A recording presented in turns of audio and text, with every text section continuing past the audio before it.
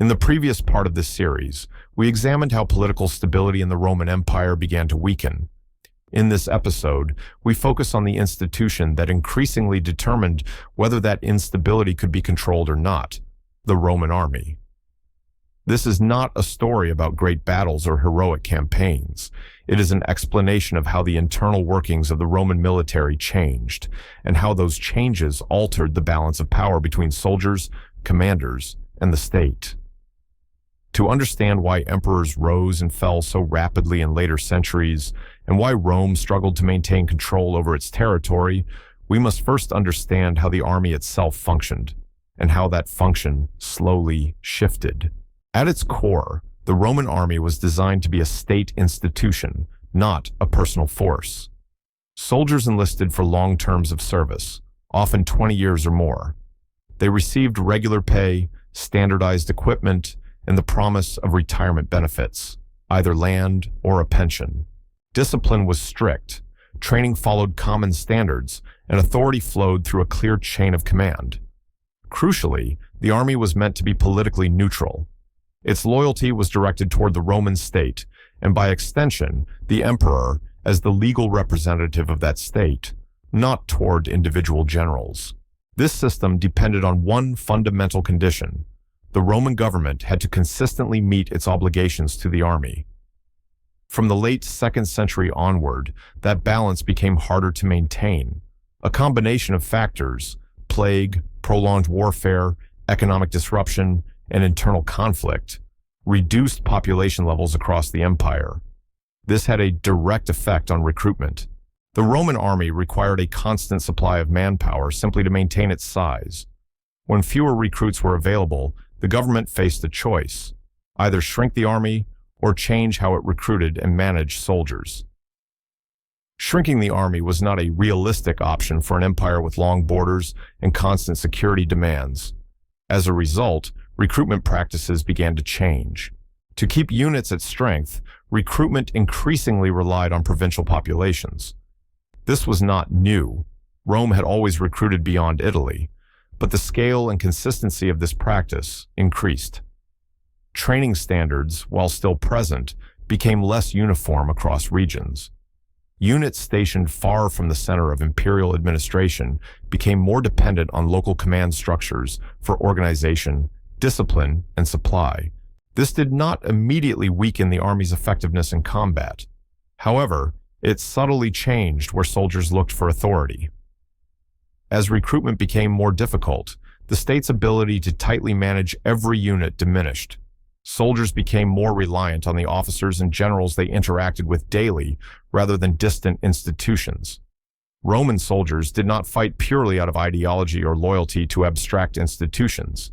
They fought for stability, reward, and survival.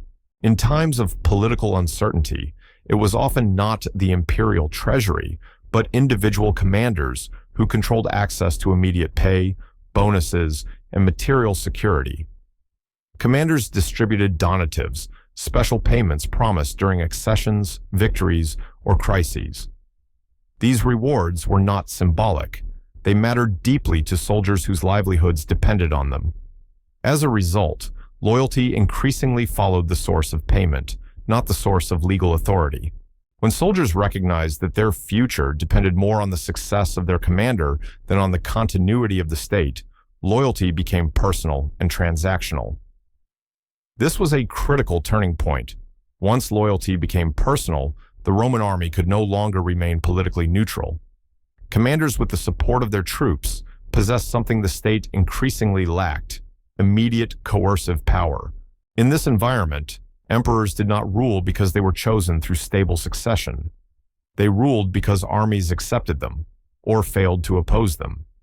Each civil war required large troop movements, supply chains, and logistical planning. To fight rival Roman armies, forces were pulled away from frontiers and redeployed internally. This had predictable consequences. Borders became understaffed. Forts remained standing, but lacked sufficient personnel. Response times slowed, not because of incompetence, but because the army was fighting itself. Rome increasingly reacted to threats instead of anticipating them. Roman leaders were not unaware of these problems. Under Emperor Diocletian, reforms were introduced to reassert control over the military and reduce the frequency of usurpation. The army was reorganized, administrative oversight increased, and command structures were tightened. These reforms succeeded in restoring a degree of order. Civil war became less frequent, succession stabilized, but the cost was significant.